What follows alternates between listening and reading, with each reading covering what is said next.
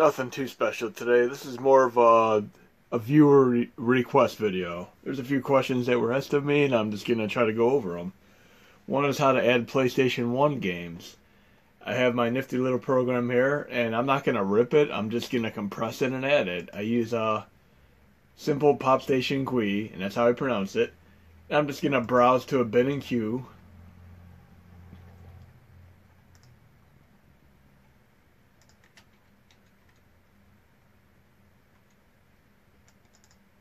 I'll take Elemental Gearboat, and I'm going to add the queue file. Then I have it set the compression level best at 9. I'm just going to click go.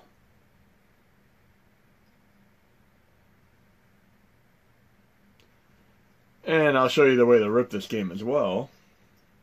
But right now we're just compressing it and leaving it as is. And we have 508.3 megabytes as the source file right now. So let's see what we get that down to.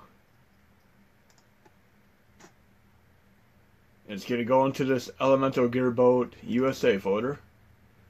And these are all the working files for right now.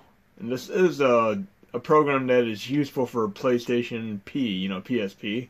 But it works with our NES Classic, SNES Classic just the same. And I'll do the ripping process for the exact same game too. So we got it down to 376 megabytes. So obviously that's going to have to be used via USB host. So right now I'm going to go into my Hakchi 2. And I'm going to add that game. I'm going to go to File Add. I'm going to go to that exact directory.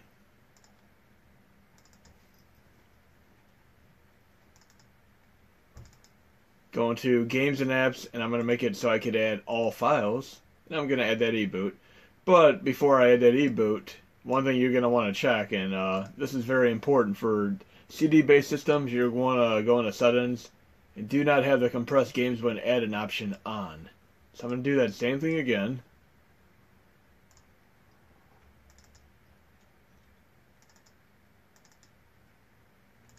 All files. And I'm going to add the eBoot.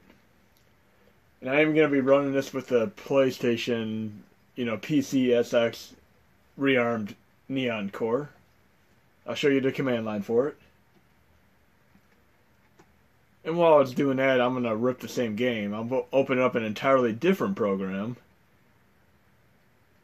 This is Pocket ISO. I'm going to open up the exact same game. Select ISO. I've done this in a few of my other videos.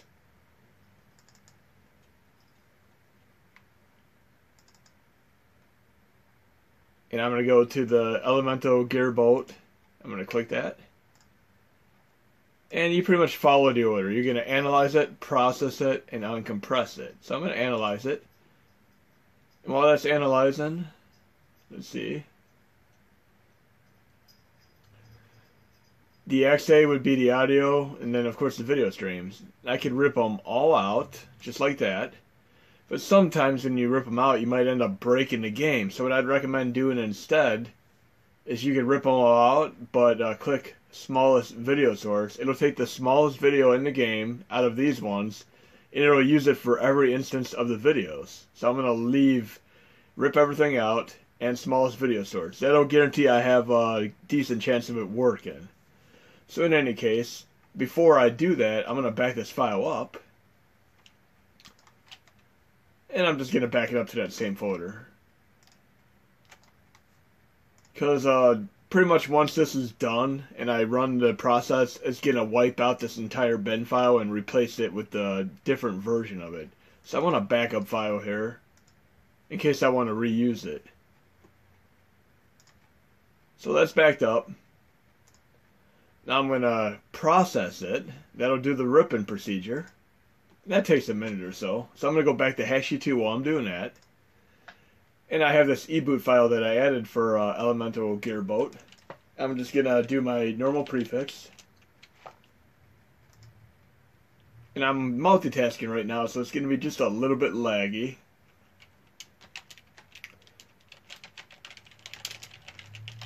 Not too concerned with adding art right now, but where it says bin/PvP, that's the extension type. I'm going to go into my modules, install extra modules, look at the core that I use, which is PCSX Rearm Neon.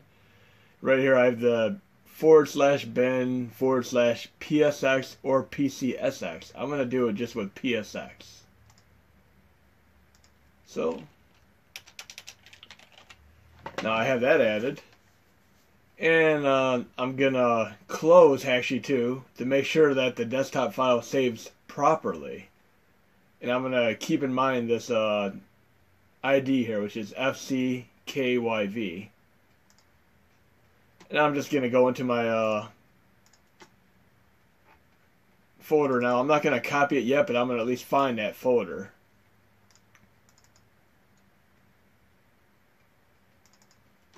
You could arrange by recently modified too, like sort by date modified. That's one way you could do it too. But I'm going to search for it, which would be the ID FCKYV. And I'm not going to copy that folder until I close Hakchi 2, because I want the desktop file to be appropriately saved. So now that it's completely closed, I can copy this over to my USB host.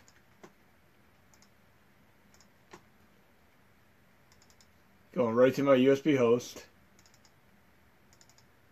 and copying it into my games directory, just like so.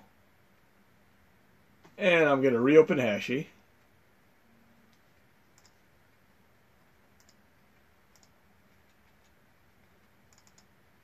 And let's see how my the ripping process for Elemental Gearboat's doing right now. So I'm going to uncompress it, and it's going to wipe out that bin that I just had. So this Elemental Gearboat bin will be replaced. So we're going to just uncompress it.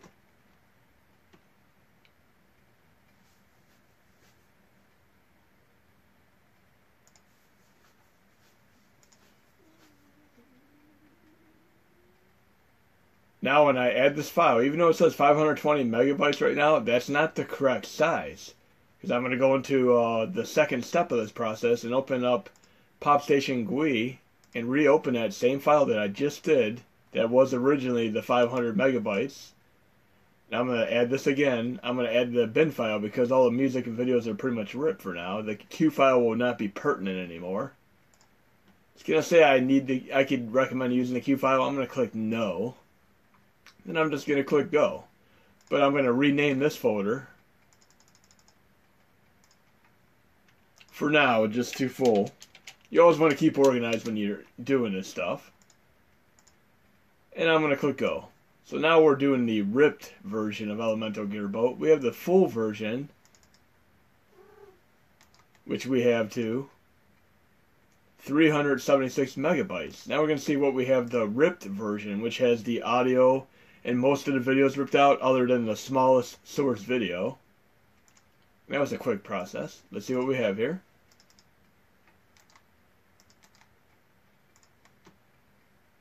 And we have that to 57.8 megs. So that works for me. I'm opening up Hakchi. And you would add this the exact same way. You might want to just notate that one's the rip and one's the full version for when you do the USB hosts, of course.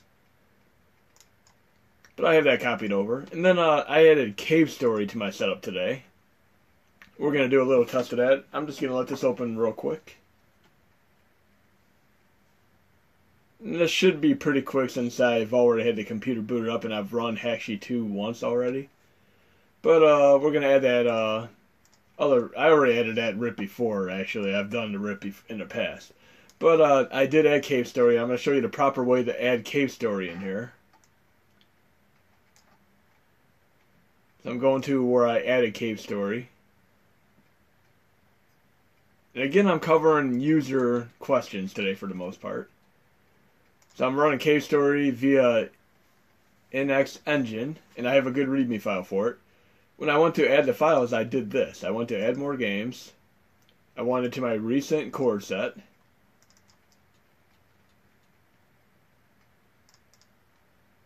Send a dependencies and extras folder, Cave Story, and I pretty much just extracted it And like I said, I like to always have this set to all files so I can see every file. I'm going into this directory.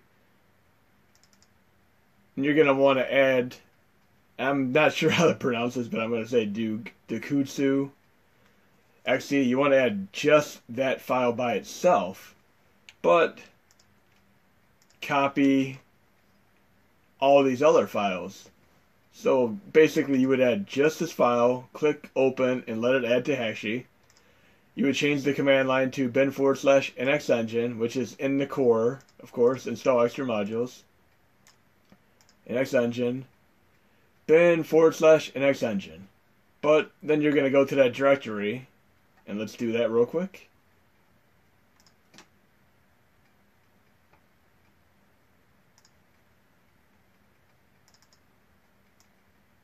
That would be the ID would be JXQKG. I'm going into that directory.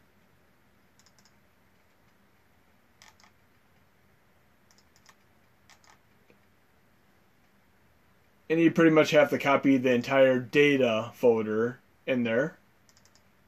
And there you go. So we're looking at this original source file that I have here. Sorry, I'm a little mixed up here. Having just a few too many things open at once.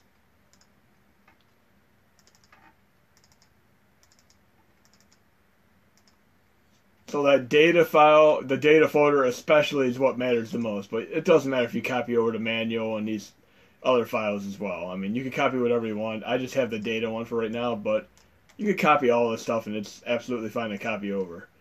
And I need to say right now, I would saves have been an issue because on RetroPie and PC, the save location is a different place than we have on the NES Classic, SNES Classic.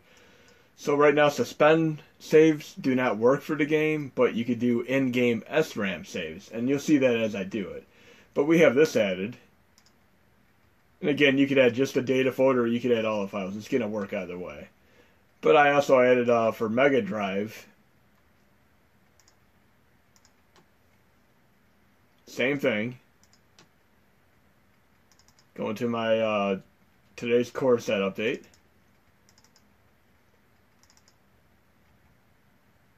And you're adding this Dakutsu NTSC 4.0 basically.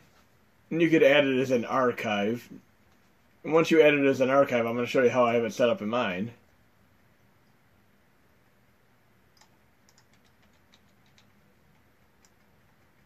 I have it mixed in with my other games, of course. I changed the bin / and it was a zip. I changed it to 32X because I'm using this specific core to run it. I'm using the Pico Drive core. Pico Drive 32X specifically, so the only command line you could use would be bin / 32X. Because I use predominantly the Genesis Plus GX core right here. And I have all these other half dozen plus command lines which would interfere with Pico Drive explicitly. That's why I just used the 32X only command line variant. That way I could run both Genesis Plus GX as well as the Pico Drive. And I do this with many cores.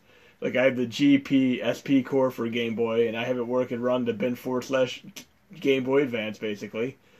Then I have it with GP-SP. I did this for multiple cores that have issues like this. Final Burn Alpha, MAME, SNES, for even SNES. I have the dual core versions, and I did 2002, 2005, 2010, and I have it where it can run the bin / SNES. But of course, you don't want to have that at the same for all 3 cores or 4 cores that you're running. You want to have, say, bin / SNES 10, bin / SNES 05, bin / SNES 02. And I know I'm jumping around here, but that's just me. Anyways, we're going to do a little test of some of these, and then you guys can try out Cave Story for yourself. So I'm going to switch over to the system. I'm going to hook up my USB host real quick.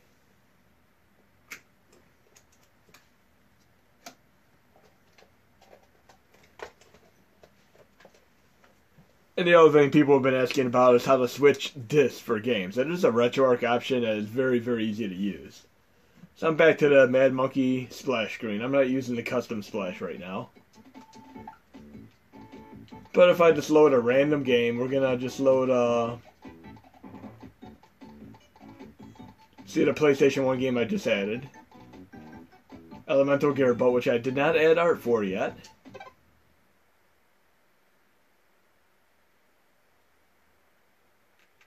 And we do have PCSX Rearm loading it.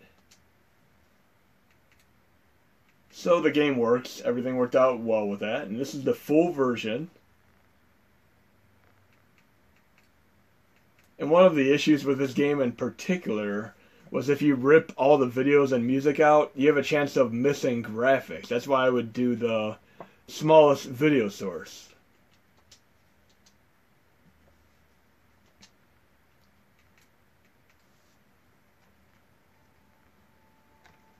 So it's definitely nice having the full version of this using USB host.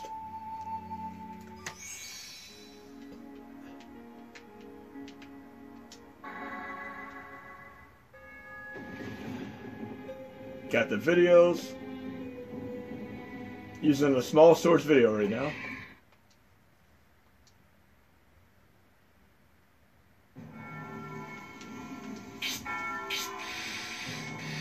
So I do not have missing graphics. That's awesome. When I ripped this, I ripped all the video and music out as a preliminary test, and I was missing this reticle right here. I was unable to see the reticle.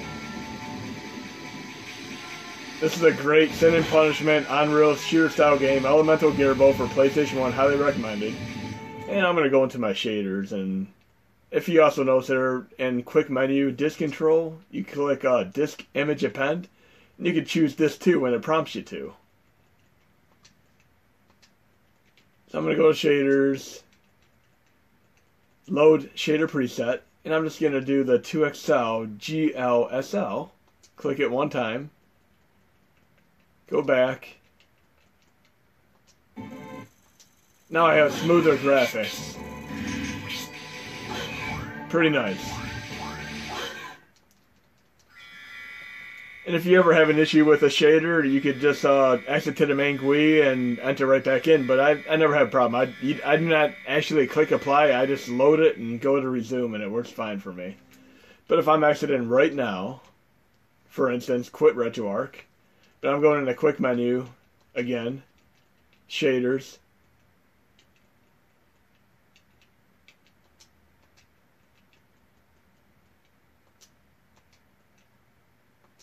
Sometimes for some of these you'll have shader perimeters and you'll be able to see exactly what's loaded, depending on what it is. But for right now, I'm going to exit GUI to the main RetroArch thing. And I'm just going to reload the same exact game for a moment.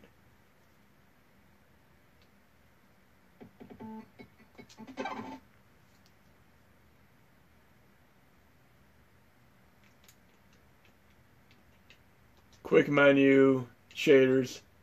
Now I officially have 2XL as my main shader. And if I want to go back, I would go back to load shader preset. And you're going to want to go through the list and click stock GLSL. Now things get really haywire with this, and remember I am using the extreme filters version of RetroArch right now. If things get a little bit extreme and you can't go back to the stock one, just uninstall RetroArch and reinstall RetroArch. But as long as you play it safe and don't goof around too much, you'll be fine. Some of these are not really meant to work on the NES Classic, SNES Classic, but I put them all anyway here for you guys to play around with and have some fun with. I mean, there's 500 of these things here. And you'll quickly find your favorites. Like some that I really like. And I'll show you. I like using, let me show you real fast. I like using a 2XL GLSL.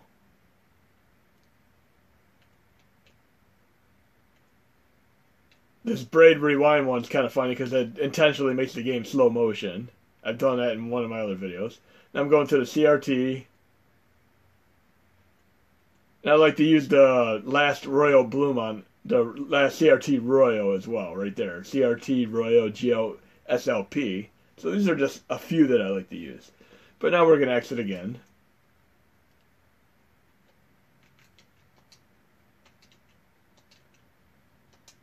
And we're going to load Cave Story.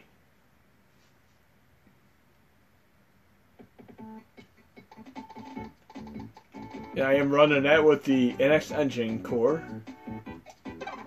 And again, suspend states do not work, but you can save in game. So when you go to load, it would be from the in-game SRAM save. It doesn't take long to find a save point. It's pretty much from the get-go.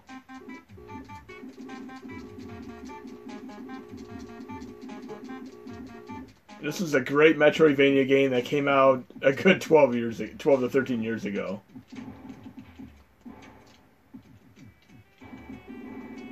Right there, I have it saved. So I'm going to exit to the main GUI. And right now I'm going to power off the system and power back on to make sure that my save's stuck. Remember, I don't really save to the suspend states here. I do it specifically through the in-game itself. Some cores are just not really oriented for, you know, optimal for using the suspend states, especially Nintendo 64. So I'm powering back on, and we're going to see if my save state stuck, the in-game SRAM save for Cave Story.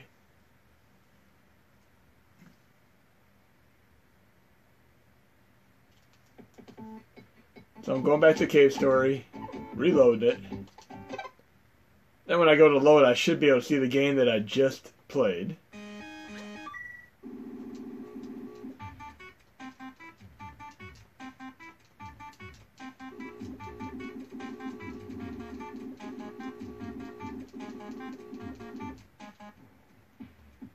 Now notice it did not save. So I'm going to do something here right now. I'm going to exit the game.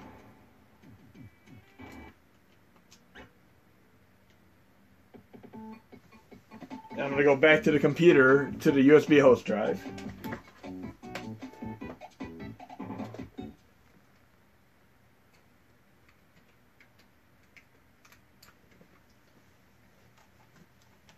And you see a little bit of my troubleshooting here. Remember, I'm running this via USB host right now.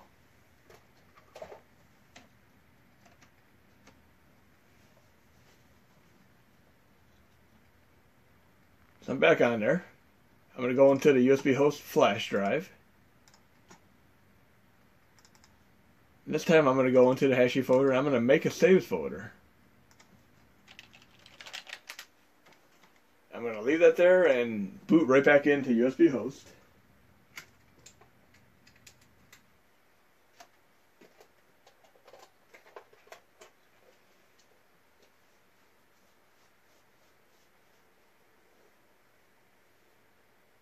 And we'll do the same thing. We'll start it, save it, power off, power back on, and see if we could stick to save.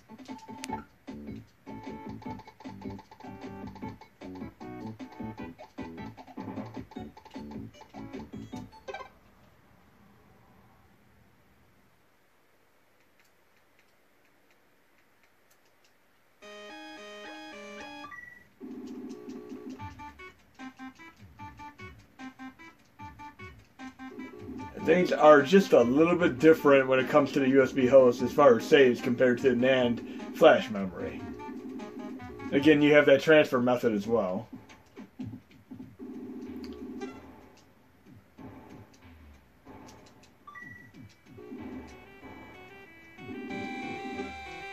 So I have my save point right there. And I'm going to exit again. And while the power is on, the save usually sticks. So I'm going right back into the game. Load. And I have my start point there. Now I'm going to power off the system. Quit RetroArch, power off the system. And I'm going to power back on and see if my save's stuck.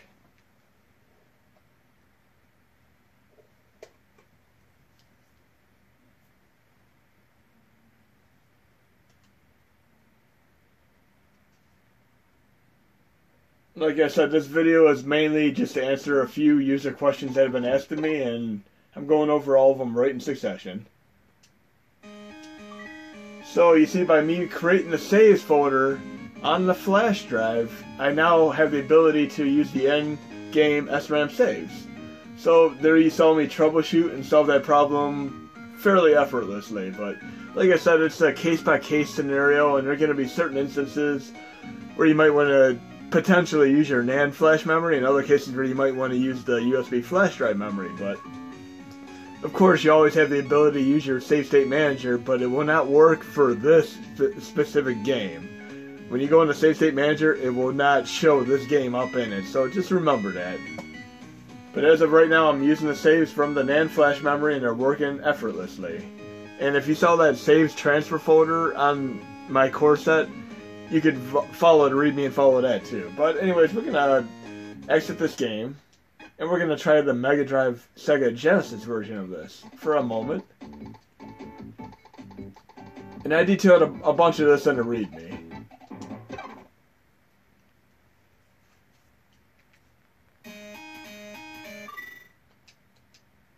And I am running this on Pico Drive. Notaz did an exceptional job of fixing the core so that it could support this game fully.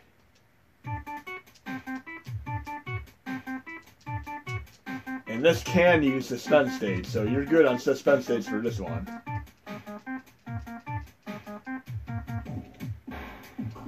And I keep falling off the precipice here. So I could do this save here too. But I could also save it from a suspend point outside the game.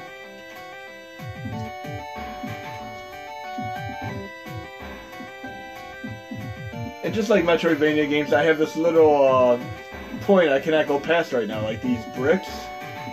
So you pretty much know right away from the get-go that you have to find the object or ability to get past that point. Of course, when you start out, you're pretty weak in this game. So you die very quick. There I have a heart container. That reminds me quite a bit of Metroid.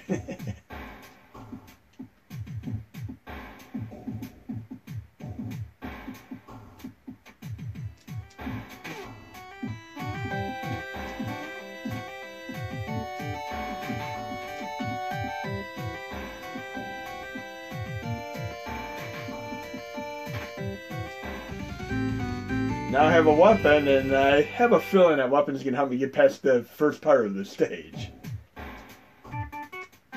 But I have other things I need to do right now, so I'm going to exit the game. And I'm going to use the suspend state. Then I'm going to test it by reloading it. Now I'm right back where I left off.